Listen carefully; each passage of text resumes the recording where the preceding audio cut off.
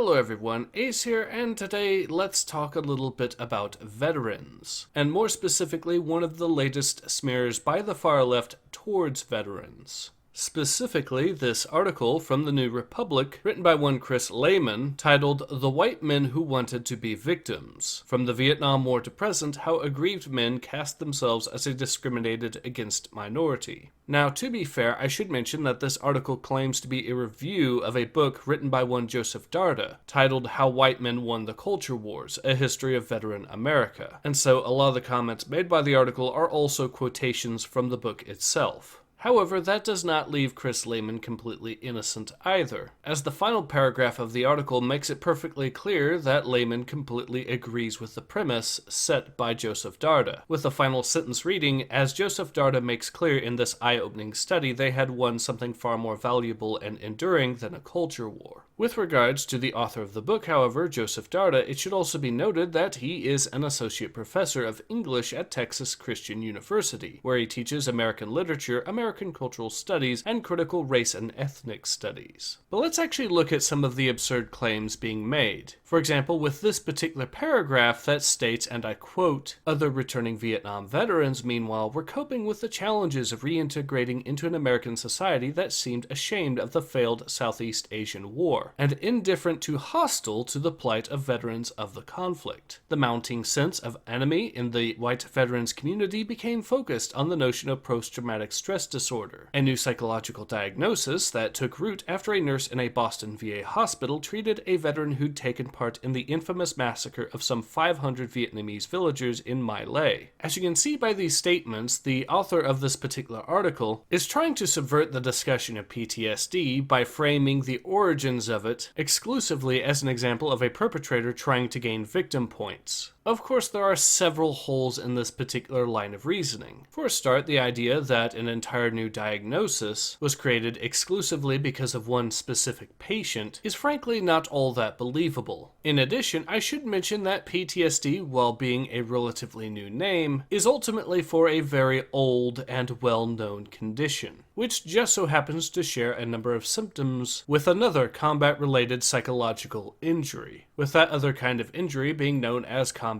stress reaction. As a result of this, both conditions were originally treated as one single condition, and it went by numerous names, with shell shock and battle fatigue being the two most famous. But the main takeaway is that the idea that Vietnam veterans were trying to push the concept of PTSD for political gain is simply ridiculous, and even more so when you realize that both the article and the book in question are trying to racialize the discussion of PTSD as well. But it's not just PTSD that they tried to racialize, as they both also try to racialize the POW-MIA movement, with Darda stating, quote, "And the POW-MIA flag has been a common sight at white supremacist rallies ever since," meaning that he is now trying to imply that the POW flag is a white supremacist symbol, and that caring about the well-being of POWs is an act of a white supremacist. So let's talk about my thoughts regarding both the article and the book. And simply put, this is one of the most disgusting things that I have ever seen. And I don't believe I need to explain exactly why that is the case. Though one thing I will point out is that I believe that Joseph Darda has, despite the issues with his work, still managed to encapsulate exactly why the woke crowd are not doing so well with the culture wars, if in a completely unintentional manner. Because this appears to be another perfect example of just how out of touch the far left truly are. I should also mention that this appears to be yet another glowing example of exactly why the far left argument that everything is political is itself fundamentally flawed.